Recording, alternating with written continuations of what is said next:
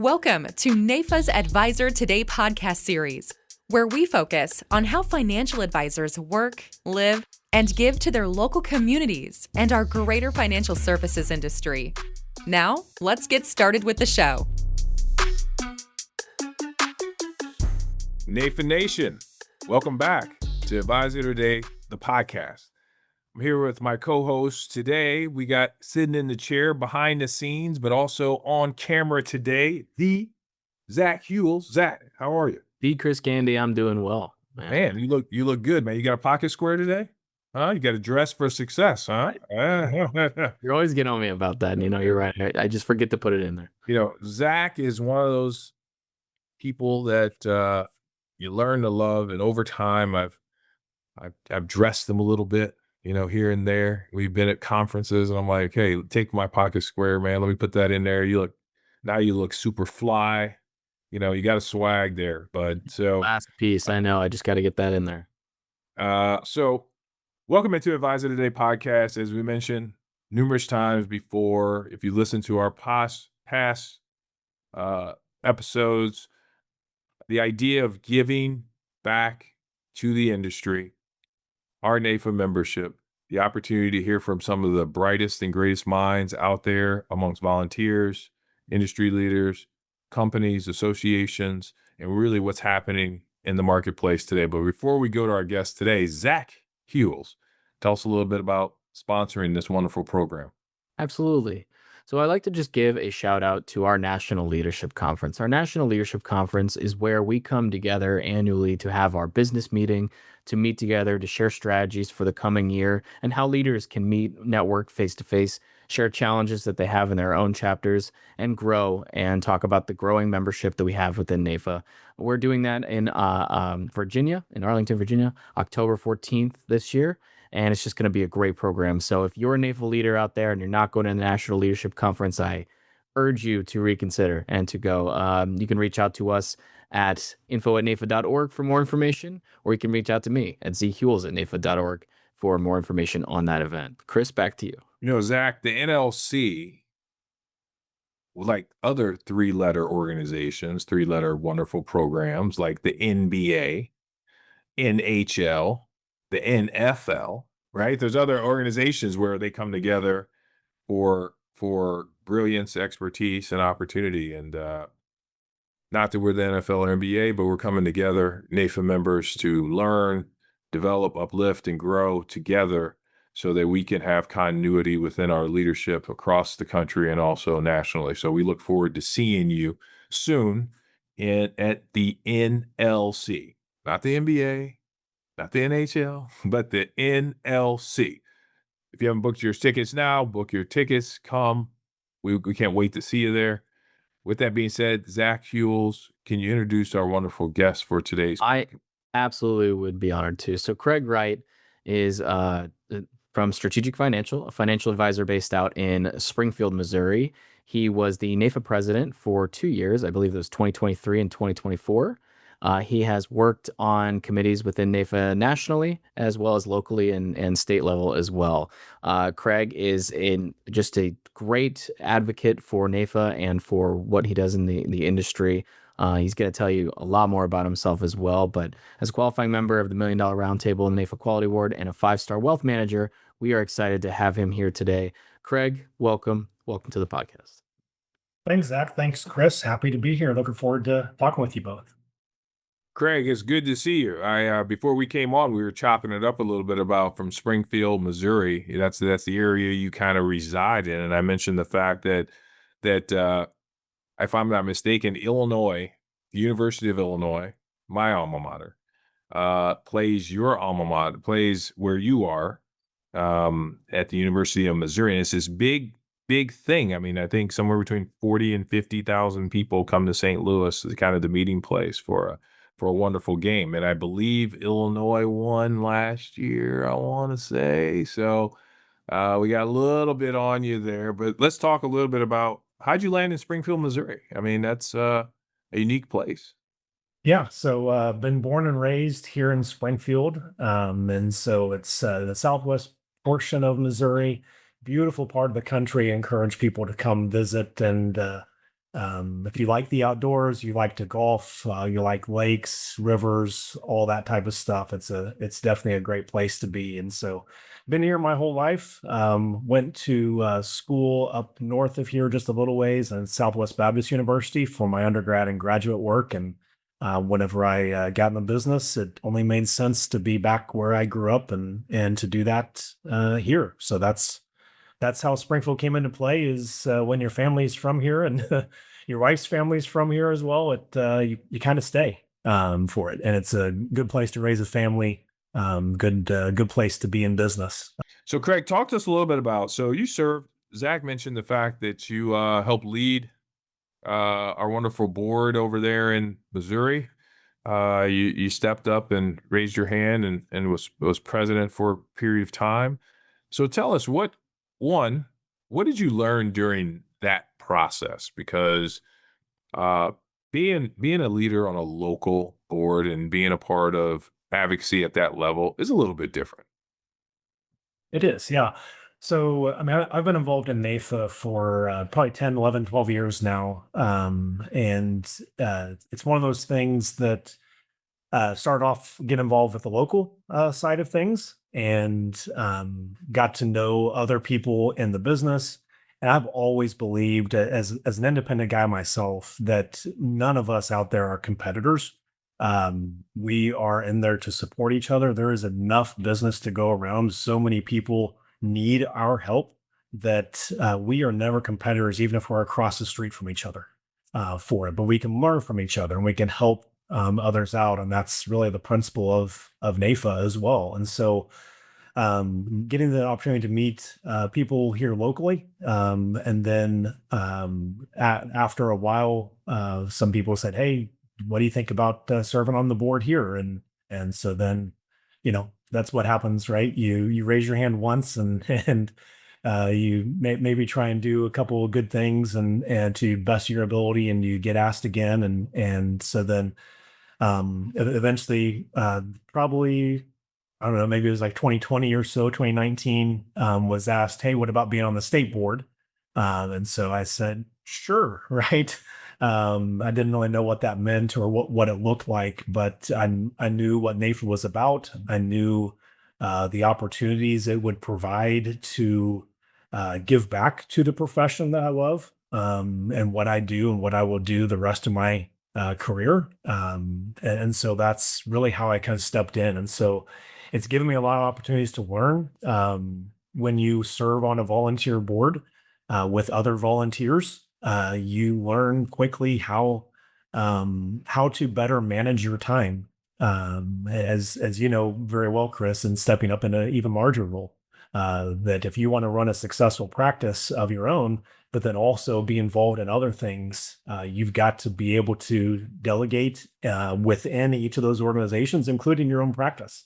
Right. And so I've been able to learn that better because delegation is not my strong suit. I don't know about you guys, but I like to control things a little bit, and so learning how to delegate within my practice, but also then delegate within the leadership at the state level, on the board too, of helping to grow other leaders along there. So, biggest thing I've learned has been to better time manage in getting things done, and and really to then help support the others in those leadership roles of, all right, this is your task, this is your role.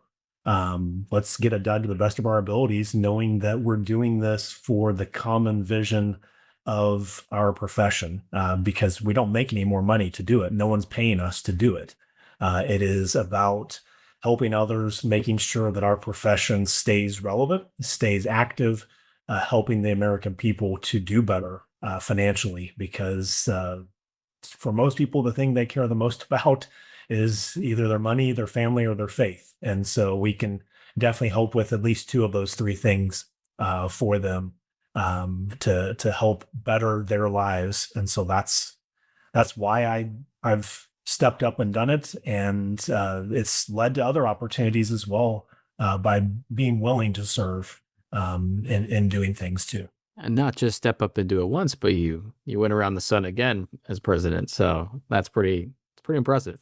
So, currently I'm in the past president role, as Zach knows, as well. So, just a few months left in that role. We've unfortunately in Missouri we had some recent tragedy this year with another member, and so had to step into doing some membership roles as well, to lead the membership committee. So we're really trying to revive our Missouri membership, and come up with a nice coordinated process and effort with national as to what we're doing for new and existing members to appreciate their opportunity to be a member, because no one, but at least on the independent side, no one's forcing you to be a member. We're making the choice every year or every month to pay the dues for that, and so what that provides and benefits back and opportunities and resources is, in my opinion, well worth the cost, and that's why I've paid my dues every year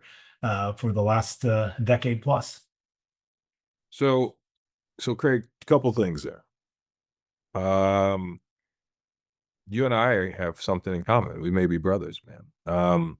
So I served Chicagoland, a local here. I didn't serve the state, but I served, as an ad hoc leader there. But I served Chicago for 2 years, right? Mhm. During COVID 1 year, and then coming out of COVID before COVID, and then the year in COVID, first year in Mhm. COVID.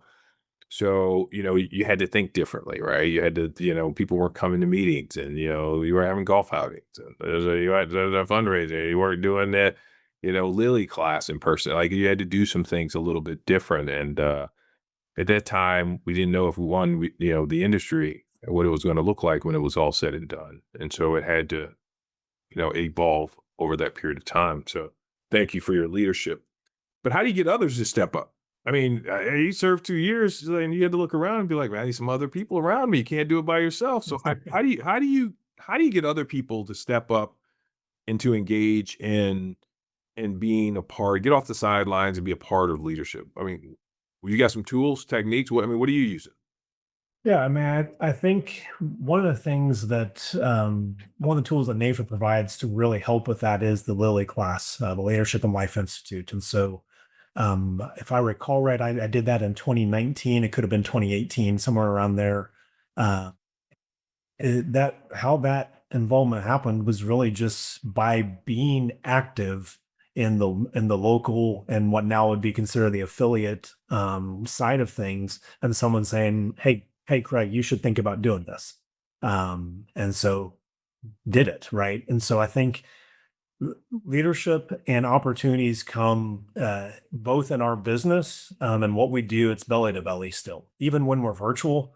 We still have to have the opportunities to shake hands, to the old school way, rubbing elbows, those type of things, getting around other people. And so same thing in this field. When you get around the other people in your areas, you see the expertise that comes by being a financial professional, the oftentimes the high intellect as well. And so then you see people that are successful in running their own businesses and say, hey, you can provide some help for others. And so if we aren't around others in the business, you're not going to get anyone else to step up and to fulfill it. And so we've got to have those times where we see those others. So whether it's at National Leadership Conference, or whether it's at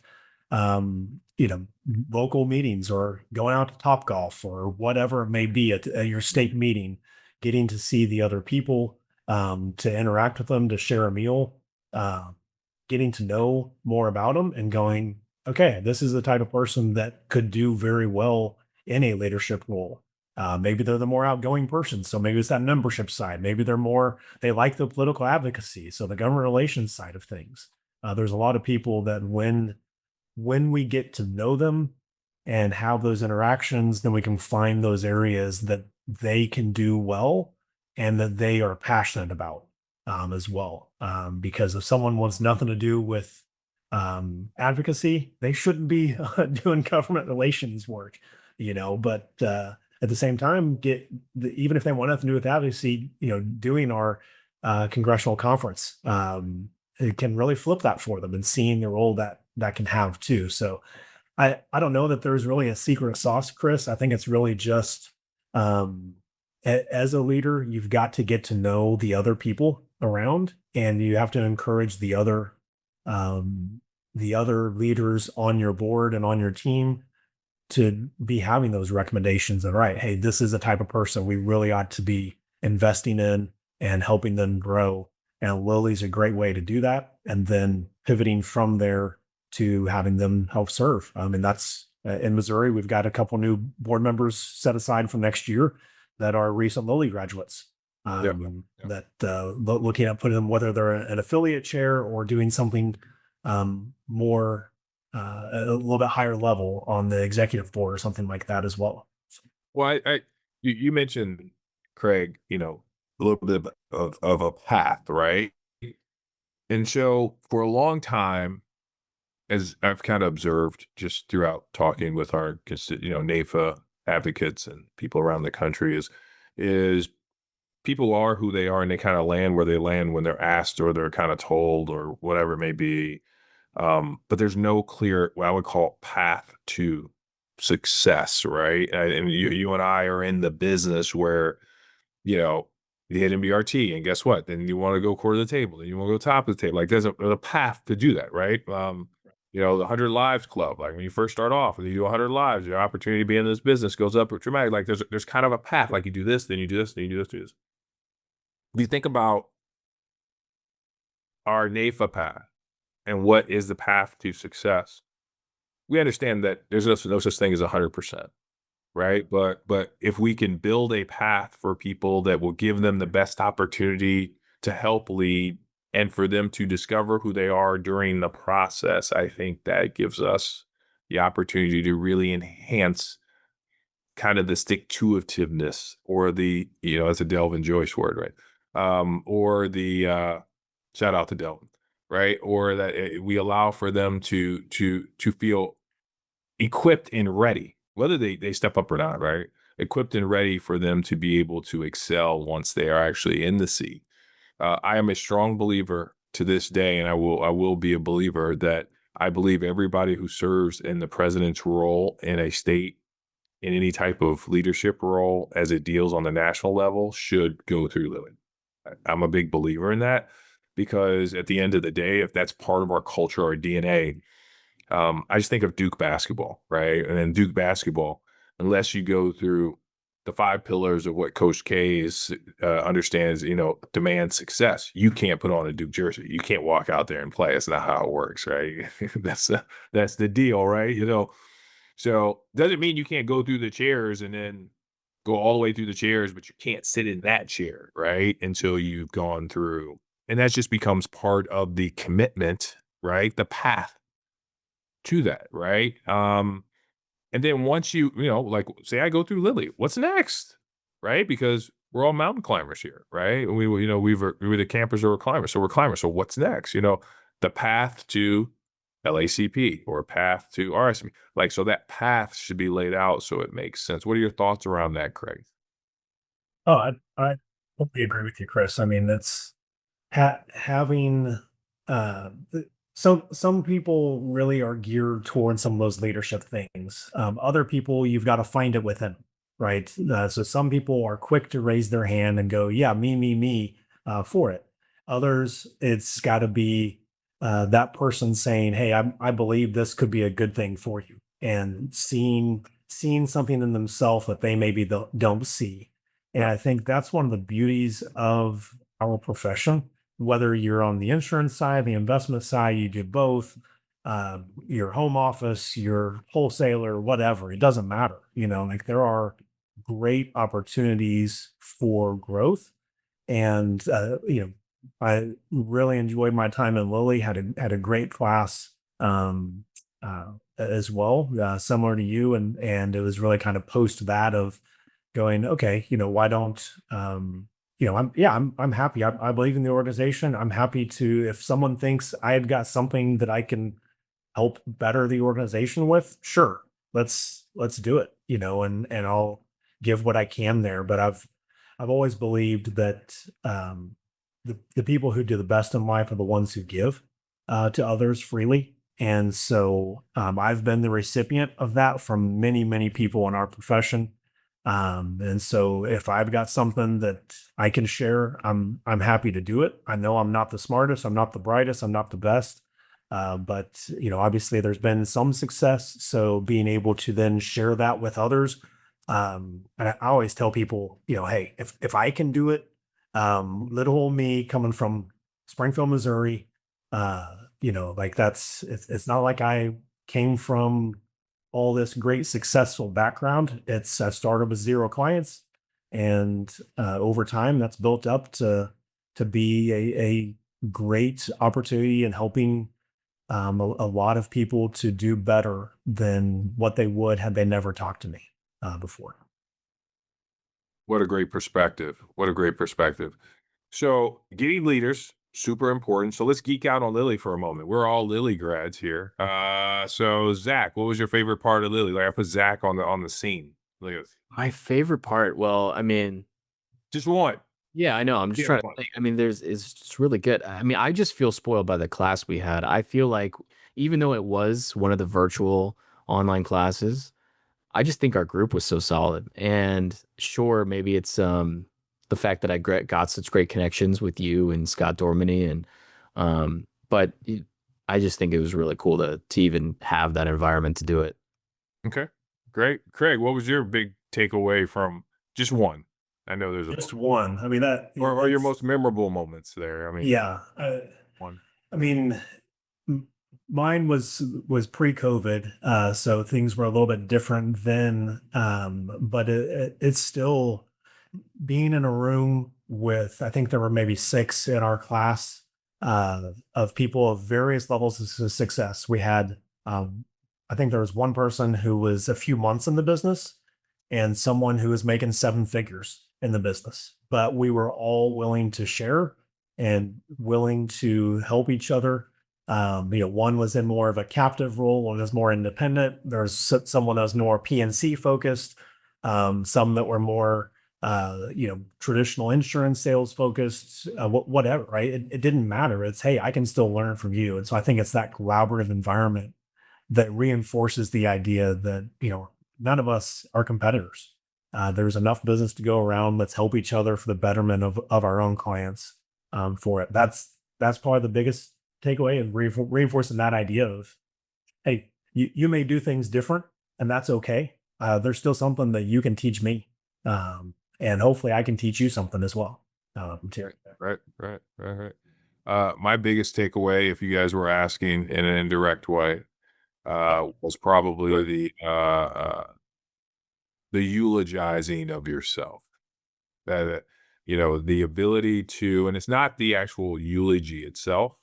It's the peeling back the layers and allowing for us to be vulnerable enough in front of others who we may see as peers or whatnot, to be that in and be comfortable and sit in that fire, right? That's a real tough thing, especially for, like you said, Greg, strong, like, hey, you want to do it a certain way, like, hey, like, hey, I want you guys to see me a certain way. It's very difficult. It was very difficult to do that, but it was also the most probably rewarding thing, because it allowed for me to take a step outside of what I do and get back to who I am and why I do what I do and connect the two, right? And so they talk about getting out of the head and getting in the heart and understanding the importance of doing that on a day-to-day basis. And it definitely allowed for us to, it created an environment.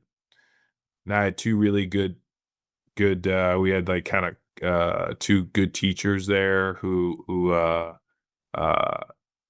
I don't know, are they opposite, Zach? I wouldn't say that. They're pretty That's opposite. it. They're pretty polar opposite. They Right? both have a lot of energy, but it's different. It comes from different places for sure. They're kind of polar opposites, but it was a good environment for that. So that's what I got in those experience, Lily.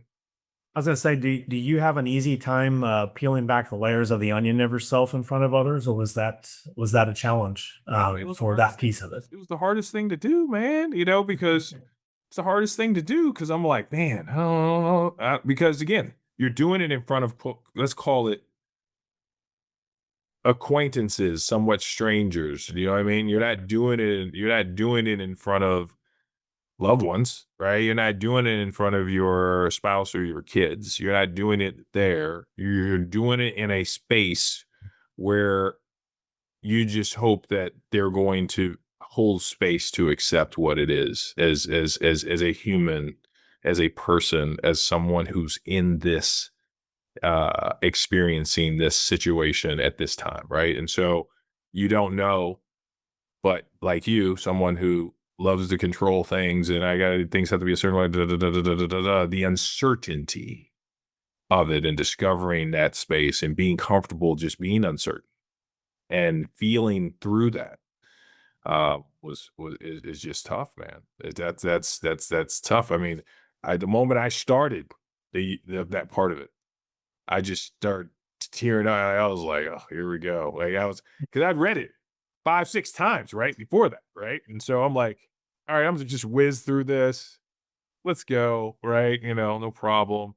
And the moment I started, right, they were like, okay, tell us who's saying this. And I'm like, well, this is my son. And he's standing up there saying how proud he is of his dad. And da, da, da. And then the moment I started, bro, it was just waterworks, man. It just can't, I couldn't stop it. And I was just like, just let it go. Like, let it be what it is. So I got a chance to, I don't know if Zach was actually even there at that time. No, I was. I saw that. I was there Yeah. for. It just allowed for people to see that I'm a little different than I may portray at times. Yeah, I'm an open book to a fault.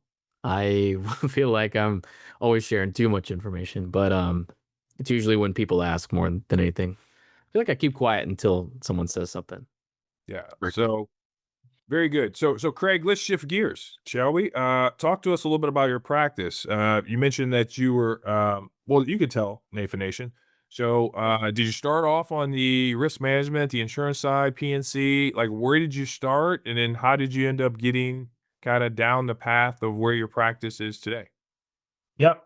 So the somewhat brief story on that, putting 16 years into a couple minutes on a podcast here, but started in the business and with a independent career insurance based broker dealer, and so grew up on the side of things of comprehensive planning, a balance between risk and um, the protection side of things through it all. And so I've had a lot of training on that, and I fully believe in that as well. That there is a balance for all people to have between the risk products and the protection products. Utilized a lot of great philosophies and the academic research that's been coming out over the years about the balance that happens for clients when they have um, stock market assets coupled with the protection of life insurance, disability insurance, annuities, and creating that proper balance there. So that's always been part of who I am, how I do things. But back in the mid 2010s, seeing the writing on the wall, eventually with the potential move to a fiduciary standard of some level, I started going into the fee-based side of things for the asset management. And that was a tough transition as I go, man, my business is growing, but my income is not that first year. And then the next year you go, oh, my business is growing and my income is growing too now. It finally caught up because a lot of things that would have been on the commission side of the securities were going to the fee side. And so even though I was growing my AUM, when you're getting paid quarterly, it doesn't translate for a while. So it took a while to see that. And so then eventually as saw the value of that to the clients in my perspective as well, being able to have as low a costs on the investment side for them to reduce those costs there. Went and dropped my FINRA licenses and went RIA only just a couple of years ago as well. And that's been a great move there. still believe and still utilize, and have active contracts with a number of different insurance companies for annuities, life, DI, and still fully utilize those products as well. Um, uh, in my practice, and fully believe, with that, the recent updates in the Ernst and Young report, right, that just came out, of how clients have a much higher probability of success with higher income and higher legacies when you have risk assets plus the protection assets. So that couples what Wade Fowle says, what Dave McKnight says, what Bob Castellone was saying back 40 years ago, as well. When you have all those things together, the clients win. So that's how my practice looks now. Is I'm RIA on the investment side of things, and independent insurance on the other side, um, and enjoy that balance for my practice, to have where I can um, find the find the right carrier for the product, for the client, as well, and not have to feel beholden to anyone from there. So that's what works for me. But I always tell people, hey, find what works for you and do that. This business is big enough, that and the opportunities are great, whatever your channel is. So just because my way works for me doesn't mean it has to work for you. You can still do the best thing for your clients, and we'd be structured in different paths, and that is okay. So it's not, I always tell, I've had opportunities to visit with a lot of students here in our local university, and I got to share to the Financial Planning Association just a few months ago there, that, hey, there's different ways you can be in this. There's different channels. None of them are perfect. But you got to find what is best for how you want to do business, how you want to impact people, and get on that channel and stay on that channel, um, as best you can for it. And so for me, the channel I'm on now is what fits my personality, how I run my practice the best. And it took a while to get there, but now that I'm there, I'm very happy with it. Really like the flexibility that gives me, to do how I do business. So that's how I got to where I am today, and really um, enjoy having that freedom and flexibility. Um, I love being my own boss.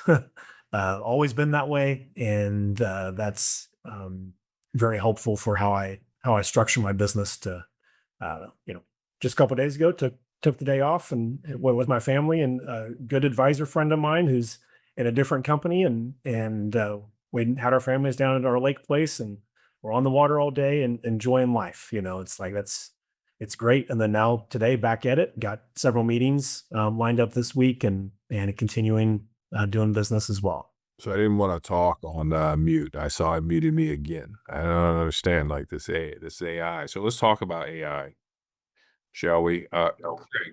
Talk to us a little bit about how are you either using AI in your practice now, or what are your thoughts on the use of AI in the financial service business? And I ask you that just to get a perspective from you. So actually, within our RIA, there were 10 or 12 of us that we did some specific AI training with a company that we paid to teach us how to better use AI. And obviously, we've come up with our AI policy. So obviously, whatever I say, if you're in this business, you have to go with what your compliance allows you to do. Anyway, that kind of goes without saying. But for what I do, I am not an early adopter. I am a privacy freak for myself. So I don't like to just share publicly. I don't post a lot on social media, my personal life. That's just not me, and that's okay. That's just how I'm wired.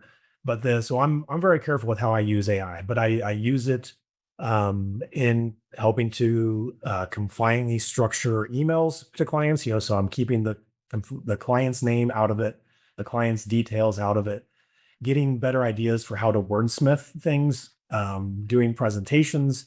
I'm in the couple weeks going to be filming several videos for social media for our website, as well. So I've had AI help me script things, and come up with ideas of what are top ideas that This type of client is looking for information on the web. And so thus I want to be able to have that. And what do prospects want to know about their advisor, right? So letting AI help me brainstorm, I think is great. I do not use it in portfolio construction. I'm not convinced that it's there for that side of it. I do think a lot of the CRMs are coming out with a lot of the AI side of things Hmm.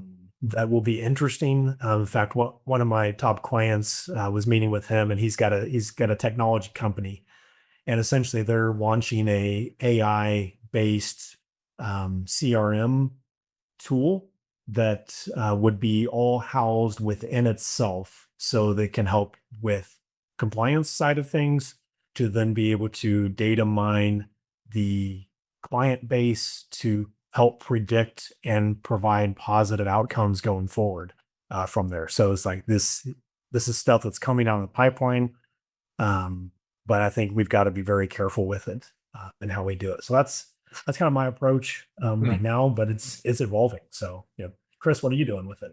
So, so it's interesting. We don't use it yet. Um, I'll use it for some communication in my staff or stuff like that. But um, we we haven't used it as a process in house at all. Um, we have asked it for to give us a couple Morningstar ratings against actually, no, we have, I take it back. A couple of my interns are using it to give me a couple Morningstar ratings and give me what are the crossovers between these two funds or something like that, right? Um, Obviously it's still not helping us pick it. The two funds are funds that we've already used, right? I'm just looking for what the crossover really looks like inside of that. That might take them an analyst possibly 20 years to, or a year to find, or 6 months. You know what I mean? Like things like that. But if you look at the way, well, let's talk about the future of it, right? I think the future could look like I never see it as taking the place of us, just enhancing the things that we can do.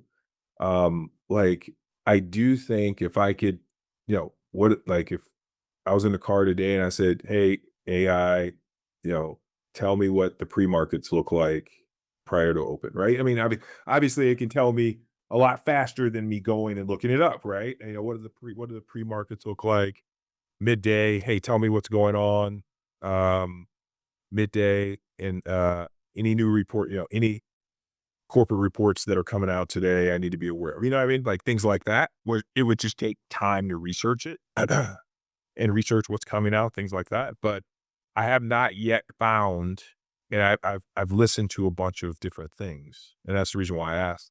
I've listened to a bunch of different things of guys basically saying they're going all AI driven practices. I'm like, cool, what? Like, to the point where it's like, we're going to do the fact finder or our initial meeting, drop it into AI, have it make recommendations, and then basically articulate those recommendations to our class. Saves us all the time. I'm thinking to myself, as human beings. So let me just rewind the tape. I was having a conversation with a good friend of mine the other day, and I said, do you know the phone number for your kids? 3 kids. I said, do you know their phone numbers? Their response was like, nope. And I started thinking about that. I said,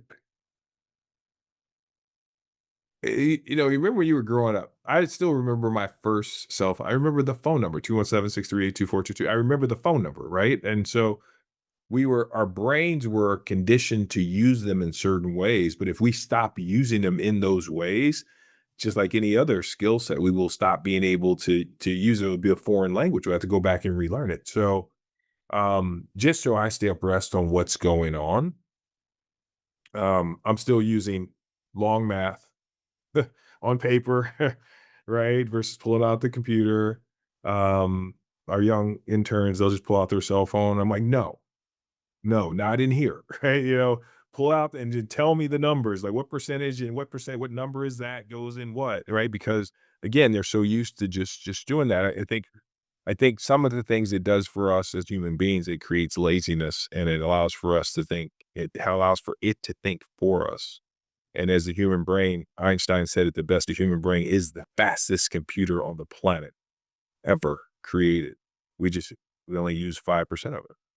And so if we think about that, it's like, do we really want to be subject to to forget? I'm gonna call it forgetting how to do certain things, right?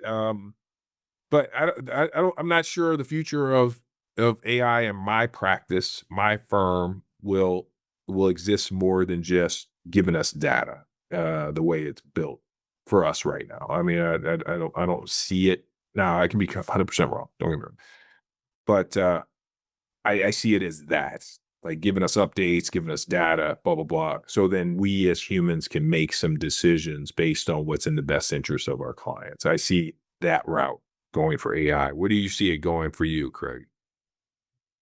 Yeah, I I see a similar path, just because my clientele um, e- expects certain things of me, and so they want the human touch. That's the opportunity to digest and analyze data at um, at a very quick manner is a great use of AI. Um, that instead of me spending time reading a 40-page report that has just numbers after numbers in it, being able to digest that and provide a better summary, or like you said, like letting AI tell you what's the market summary, for the day, what's Yeah. the big headlines coming in, to just digest that broad data within it. And so, but I think it's going to look a lot different as it evolves. And um, I think, fortunately for me, there's enough subsect of people that they want that human interaction, that Yeah. that there's no danger to my job with it, um, because the number of things that AI can get wrong when you start asking it for advice, or has different things in it. So that's where I see my practice utilizing it better, is client communication, digesting the data, um, doing some background research that I was using Google to do already, Right. Right. Right. gathering the research. Well, then it's, hey, let's then confine it here. Right. So I've gone as far as within ChatGPT, creating my own persona to then think like me. So giving it the background research of, all right, here's this report of what I believe. Here's this academic white paper. Here's this. Here's my background. So trying to let it think like me and letting it see what happens from there. So that's been an interesting, but that's still an early adoption. We finished that training in April or maybe early May. So I'm only, here we are in July. I'm only a couple months after having some heavy training on how to do some of those things. Um, that I'm.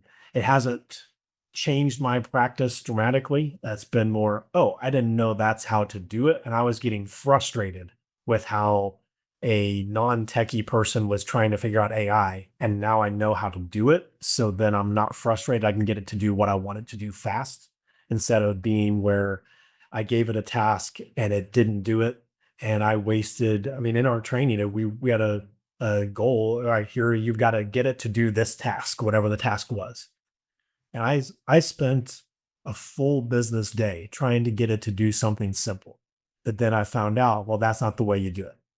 Um, and so then fix that by then learning. We got the next step of the training. I learned how to then properly make it do, and I did it like that, instead of it being the other way. So I think it's good to learn how to use AI better as a financial professional. Um, and then obviously, depending on what your compliance department's going to allow you to do, Right. working within those lanes to make it happen. Um, and I think that's going to evolve dramatically in the next year, and 2 years as well. You Yeah. mentioned how your clients expect a certain thing of you, or certain things of you. And this is kind of for both of you, I imagine. So if AI improves efficiencies and sort of removes inefficiencies by nature, do you think that would increase the amount of face-to-face that you have with your clients because the efficiencies in your business might be, improving and increasing, and so that you would have more time for that face-to-face with clients, for their questions, for their sync ups, their meetings with you both? Do you think that that's something that you could see happening as things get better and better with AI? I think so. I think it means I can expand the number of clients I serve, and thus that increases profitability as well. Because by taking away some of the quote menial tasks Mhm. that I can't pass on to an assistant that need my analysis, that the assistant level doesn't have that opportunity. But if that can then, instead of spending, let's say I spent 2 hours a week on that, now if that's 20 minutes, well, that's one and a half more clients that I can see, right? Because I used a fraction of the time to do that. So then I can expand my practice and add more clientele within there rather than start to serve some of my clients in a lesser capacity because I added more clients for there. So it can help solve some of that staffing conundrum as well of how many people do you staff? Do you hire junior advisors, paraplanners? How many support staff do you have? And not necessarily to replace them, but to then expand what they can do that only a person can do. Right. That then if you can free up some of their time that they're doing the menial things, that then they can expand that higher touch, higher service. Oh, so Yeah. rest of your thoughts on that? Yeah, I think the whole idea is similar to what you said. And I like to use real life situations, and as I describe to my clients, listen, it's like baking a cake, and if we don't follow the instructions, then we don't know if it's going to come out a cake. But if we follow the instructions on the back of Duck and Hines, it's more likely to come out like a cake. Problem with AI is there are no instructions to it, right? And so I think when someone has good instruction, like yourself, and you're like, here's best practices, right? I think sharing it is powerful because it allows for us to learn faster, right? I have to learn from my own experience to know. I don't have to touch the oven and know it's hot. If you learn from the oven and know it's hot, then share with me those things, right? Why? Because the more knowledge we have, the more power we have, the more power we have, the more we can control it. The more we can control it, the more we can actually get it to do what we want it to do. So the idea that's called open AI is we need to close the openness. It needs to have certain hours of the day in which the shop is open, right? It's open between 8, closes at 9, right? We need to have some parameters around it. Um, to use it, you are right. Staff wise, it's not going to replace staff, I don't believe, but I do believe that there are some things that staff does that's that's nominal in nature, but it still needs to be done because compliance tells us to. Does that make sense, right? So I think as we continue to move forward and talk about AI with insurance and investments, I think it's ever evolving. But again, it's open, right? And so I think it's a great exploration and conversation, and I look forward to hearing your advancements on it and kind of seeing how it's working for you. So then, if it's not working or it's out of control, I'd be like, "Hey, Craig, tell me how to get this thing back in control, right? Tell me it's out of Yep. control." And listen, we're gonna take you to the lightning round quickly here, but Mac, we're gonna show our age here for a second. Craig, I don't know how old you are, but watch this. Hey, Zach, do you remember Max Headroom? No. I it's so funny when people ask me, like, I'm usually like, yeah, of course. I have my finger on culture good enough to remember things, and no, I don't. All right, Zach, the homework today is you got to watch a Max Headroom. Craig, do you remember Max Headroom? Do you remember the No, I'm Pepsi afraid. commercial? Do you remember the Pepsi commercial, the Max Headroom? Do you remember that guy? He was the digital guy who was made up from AI at that time, and he caught a glitch. It's called Max Headroom, right? Lots of NAIFA members will remember Max Headroom, This right? guy looks like Dolph Lundgren. Yeah, exactly. It was the Pepsi. right? And he was the Pepsi guy who was the computer who basically was the best Pepsi guy, right? And so, anyways, max headroom. That's essentially the AI glitch. We don't want the AI glitch happening.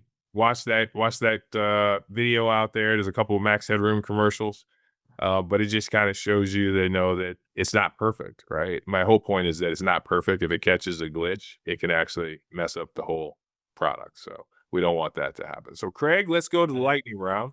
I don't know if you watched the podcast at all, but it's just a series of questions so people can get to know you, who you are, what you're about. So when they see you somewhere, they can say, "Hey, I know that guy," right?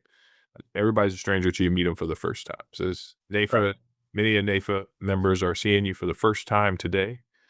And you've left us with a great impression of who you are, your servant leadership, and the roles you've played with NAIFA, but now people want to get to know you. So I'm going to ask you a couple of these questions. They're pretty quick, fast fire, and then we'll go after it, okay? Sounds good. So Craig, what's your favorite food?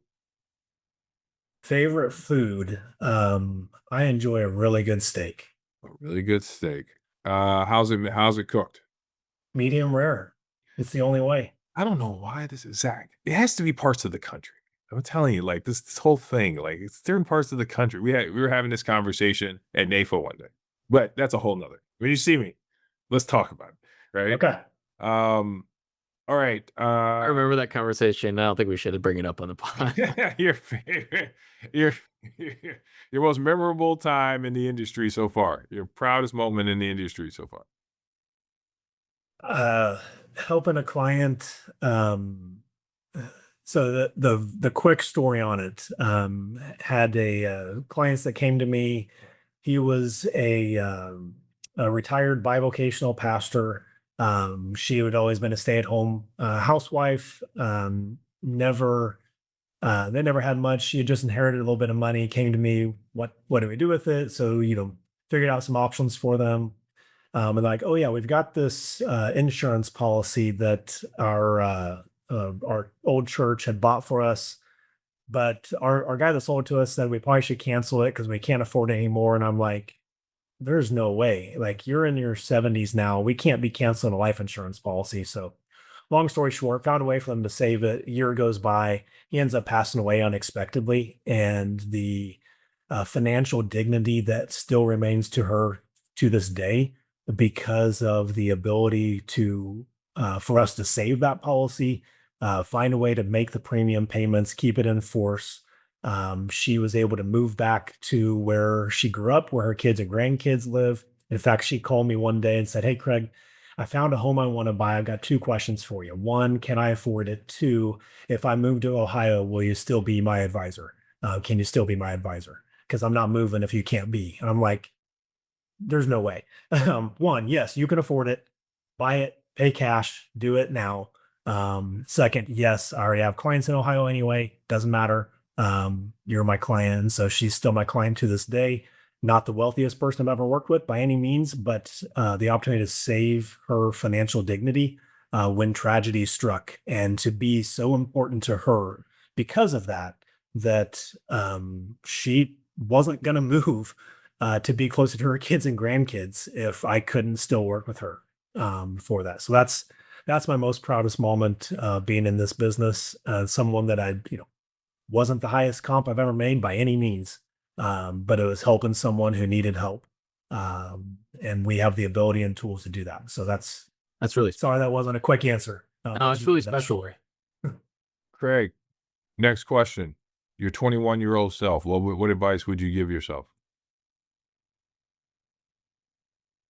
Do more to be a better learner of people, which is terrible grammar in saying so, but learning how to learn more from others at a younger age, and to be a better person because of that. That's what I would wish I would have done when I was younger, instead of thinking I already know it all. Because to this day, I'm in my 40s now. I don't know it all. Right. But I can learn from younger and older alike. So be a better learner of people. Last question. You could go back in time and have dinner or lunch with anybody in history, whether they're alive today or they've passed away. Who would it be and why? That is a very tough question. I think at the heart of it, there is so much we can learn on the spiritual side of things, and so I think if you could learn from the master of the spiritual side of things, in my view, would be Jesus Christ, and to be able to have that opportunity to learn there, that would be unlike anything else. Even though there's some great alive and historical figures today, at the heart of it, whenever he spoke to all things, not just spiritual, can learn very, very well there. So I think that's where I would go. Craig, NAIFA Nation, that's it, man. You made it through the speed round. So NAIFA Nation is listening. Anything you want to address your colleagues or anyone in NAIFA to NAIFA Nation? Anything you want to Hey, share? yeah, I would just say, hey, I encourage everyone to get involved within NAIFA, within your affiliate, your local, your state, national serving on committees. You never know where it can lead you. I've had some incredible opportunities just by simply raising my hand and saying, "Yeah, I'm interested." And in fact, just this year, was appointed to the Department of Labor's ERISA Advisory Council, and so I am one of 15 members on this council and the only financial advisor. And it's like I don't know why I was picked. It doesn't make sense to me, but I've got something to share, and that's directly from my involvement in NAIFA and advocacy, being active in that world. And so get involved. You never know where it can lead you if you're just willing to step up. Everyone has something to share, because if whether you've been in this business and just passed one test, or whether you've been doing it for 20, 30, 40 years, you've got something to share with others that can help others, and at the same time help yourself by being willing to help others as well. So that's what I'd encourage NAIFA Nation to do. What it does best is to be a resource for others. All right, Zach. Would you do you have anything for NAIFA Nation? Would you just remind us of the dates for NLC? Yeah, absolutely. You'll probably want to get there October 13th that night to go and be ready and prepped and bright-eyed for October 14th, that day of learning and experiencing and growth. So just, yeah, keep that sharp on your calendar and make sure that it's top of mind if you're planning on coming. All right, NAIFA Nation. Thanks for tuning in to Advisor Today, the podcast. Today's conversation, if it inspired you, challenged you, or gave you something to think about, share it. Also, go find our other ones. Make sure you leave us a review, send it to a colleague, and start having conversations around it. Repost it. And just remember, at NAIFA Nation, leadership begins by showing up. In our business, your community is our profession. So until we see you next time with Leadership and Purpose, thanks for serving, and thanks, NAIFA Nation. We'll see you next time. Thanks for joining us for NAIFA's Advisor Today podcast series. Make sure to subscribe to get future episodes. And if you're interested in coming on the show, let us know.